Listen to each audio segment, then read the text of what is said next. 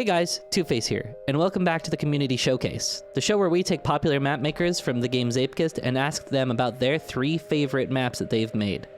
On today's show, we have Cornshot. Now, Cornshot makes some really cool tracks. A lot of them have multiple pathways, and they're always decorated beautifully. So without further ado, let's get into it. Hey Cornshot, how you doing? I'm good. How are you, TwoFace? I'm doing pretty good. I'm super happy that I get to have you on here because, like, I think that your maps are very beautiful, and I think that every time you release a new one, your lines are very good. Actually, I'm kind of, you know what? We lost the first time we recorded this, and since we lost that, he's released a new map. So now I get to pick his brain about the new map as well. Yeah. True. So that's an interesting development. That is a circumstance of what has happened. Anyways, so like, what games have you played that made you like into like the level making experience and made you start making levels in Zapekist?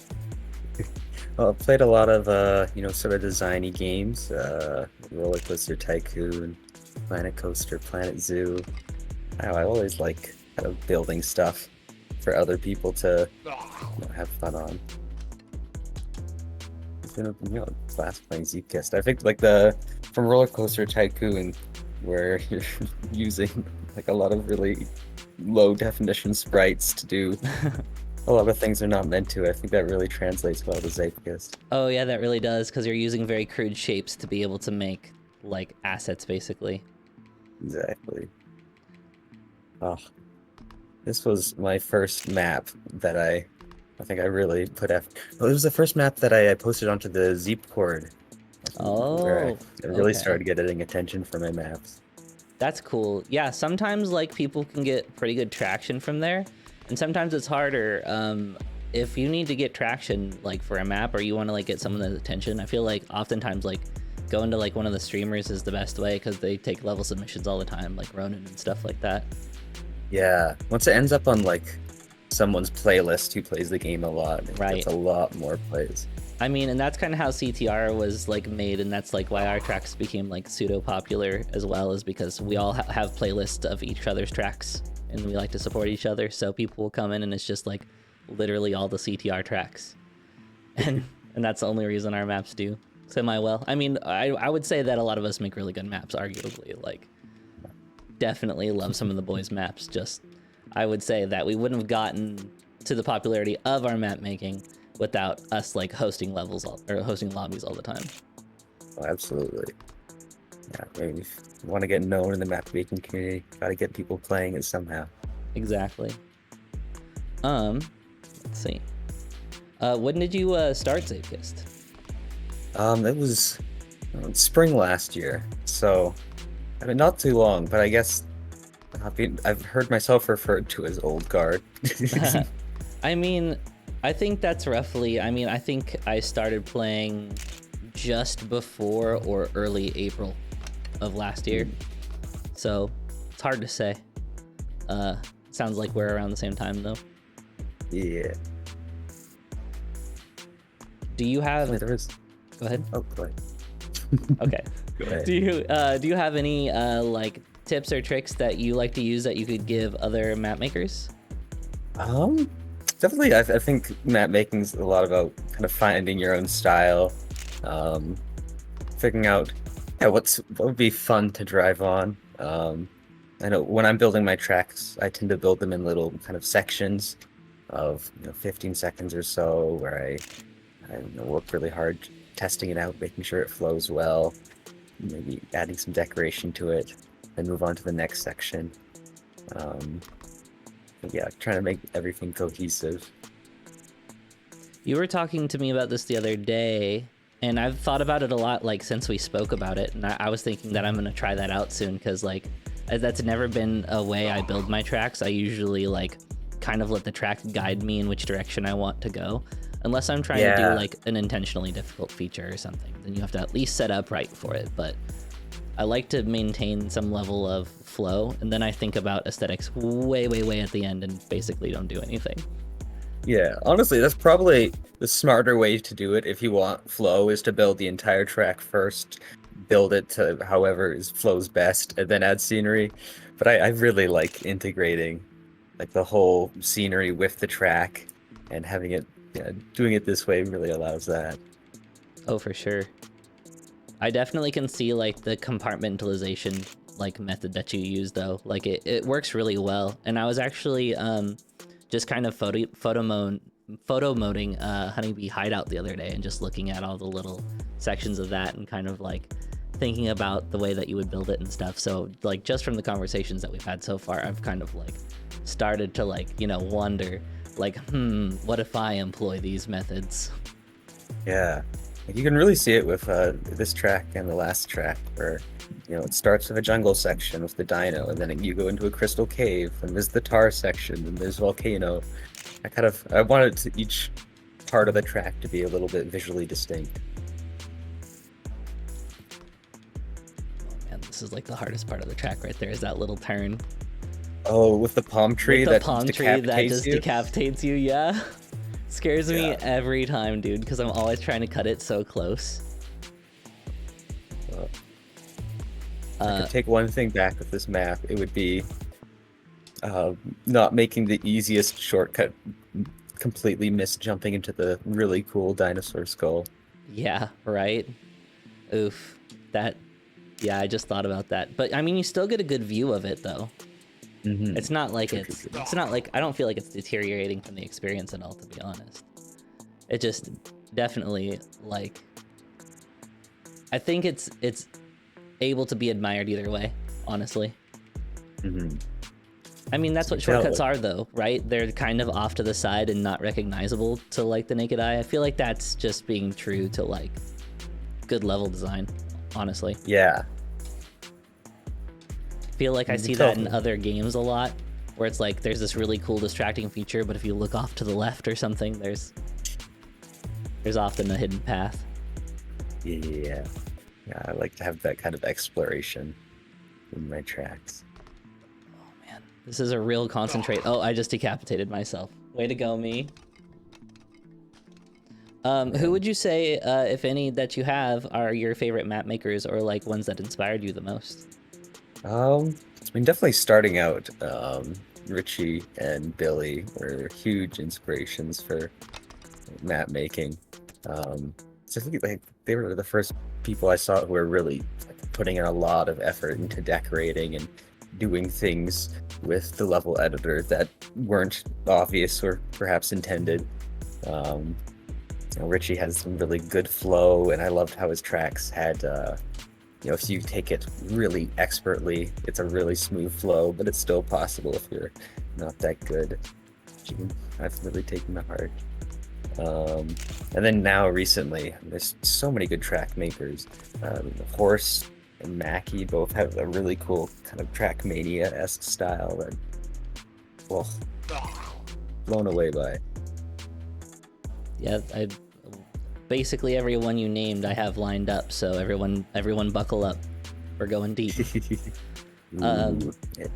Stacked list. Yeah, All I have a good list going of people that have said yes and are really excited and ready and waiting, and I'm super excited to like get these going, man. What do you think were like some of the first tracks that you played in Zapekist? I know a lot of Billy's maps, like Billy's Carnival. I'm trying to remember. Richie had, I can't remember the name of it, but it was like a really thin map for a jungle setting. Oh, we play that a lot. Oh man, I wish I could remember the name off the top of my head right now, but we've played it like 3 or 4 times like in the last few days. So I think I was really pulling inspiration from that when I was making this. Okay. Yeah, I definitely see that now that you say that. Like, the absolute clutter of trees honestly does so much for the aesthetic here that like you could probably get away with putting like surprisingly little, or just like spicing up the trees somehow. Yeah. Never really thought of that. So I have some new questions. This new carnival map of yours. Yeah. What was your inspiration for that? Did you like want to try a new building style, or did you just like have an idea for like a theme and then you're like, I'm gonna make this? It seems more techy is what I would call it than a lot of your other maps. Well, yeah, like so this was a collab with Ensum, so they Oh, right. designed the layout of the track, and then I built the scenery. So like he built it pretty quick, and it had like a turn near the beginning with stacked barriers that really reminded me of a circus tent. So I kind of just went from there, trying to figure out, a setting for this carnival. Ended up in a swamp, which it's been kind of fun to build in. Yeah, I hope you all enjoy it. It's a hard line. I definitely feel like I've already found a cut on it, but I'm trying to like find a way to land it advantageously, because right now the way that I do it, it's just like the same time as like doing the track normally, but if I find a way to land the jump I'm trying to get better, then it could be a little bit lower likely. Is it like jumping straight off the pier to kind of U-turn back the checkpoint? Yeah, you grab that checkpoint underneath and then you just turn around. Yeah. And if you can maintain speed on it, it does you pretty well, because it's not too far to the next booster. You just have to maintain like 50 to 60% of your speed. I'm thinking of a lot of my tracks, I'll like see a possible cut, never attempt it, and go, it's probably fine. I should really maybe do something about that. I really like the idea of taking out ridiculously easy cuts, but leaving more skilled cuts in. Because I feel like that encourages players who are newer at the game to be like, okay, well, I can come back to that later and like learn how to do that. But for now, I'm gonna like improve my skills on one thing, and then once they get comfortable with that one thing, they can incorporate the other thing into their like routine, and it just adds more like overall like lifetime value to the track for people of different skill levels. It's like the first time you follow through the main path, and then you can, there's a shortcut there. You go back. Now, I liked I can't remember, it was either Cosmo, whoever, who talked about shortcuts being basically just hard mode easy path, right? Where I like having, if you're newer at the game, you can at least get a time by taking the main path, hopefully, but then if you're more experienced, you can take the super pro route, get down the best time. And then there's kind of a mix between the two, where you can take only half the shortcuts as you're getting better. That's true. But like I said, like you get to pick which obstacle you want to like learn next, basically. And that's what makes it cool. Risky finish. Yeah. Did you get it? Did you get the barrel roll? Or did you go through the balloon? Okay. Well, that's one of my favorite things, is like watching pro players play my tracks and show me, tricks and maneuvers that I never thought of. Oh, I think I'm about to get it. I didn't barrel roll, but I still got a good time. I don't know, good-ish. I think I've gotten 53s on this at least before, but... That's the other thing. I'll put down what I think is a really good time, where I get all the shortcuts, and then y'all put down something that's 3 seconds faster than me. I mean, honestly, we're not like trying to keep it a secret or anything. I tell people all the time that like when we first like started CTR and stuff, and we realized that people were like asking us a bunch of questions, we like decided that like we kind of wanted to like help people improve and stuff like that. So we didn't really want anyone to feel like excluded. Like people are free to like ask us like how we're getting times and stuff, and like we're usually pretty honest with them. Sometimes we get a little trolly, and it can work against us. But for the most part, like all the dudes in CTR are pretty solid, and they'll tell you how you're getting how they're getting the times and how you can improve. Yeah. It's like what I really like about Zapekist is, it has a really low skill floor where it's really easy to get into. There's none of the crazy tricks like Trackmania has, but definitely it does have still a pretty high skill ceiling, which with some mechanics that maybe could be a bit more transparent. Yeah, sometimes there are a few things in this game, even where it's like, this mechanic only works on this map or something like that, or like you'll learn a mechanic for a specific map but you don't see it very often. or like for specific level makers even. Like a lot of people have like signature mechanics that they use in their levels. Absolutely. It's like definitely like when I first started playing a lot of my maps, you know, you press the break button, and I quickly realized that most maps don't do that. And then like there's also like how much you use arms up or air braking in a map is really up to preference as well. Exactly. And I mean, I prefer somewhere in the middle, you know, like I like people to be able to figure it out and feel the flow of the track over like just having the track either guide them in one way or the other. Yeah. Like the best feeling is when you can really judge a jump to land smooth. Right. All right. Well, that's all 3 tracks. Thank you for joining me. Well, thank you so much for having me. Yeah, it was a lot of fun. Yeah, thanks guys. Thanks for watching. Bye. Comment and subscribe. That's all I got for you today, guys. As usual, links to the tracks played today will be down in the description, and if you have anything you want me to ask in the future, or any guests you want to have on the show in the future, please let me know down in the comments below. I do read all the comments, and thanks for watching my video. Have a good one.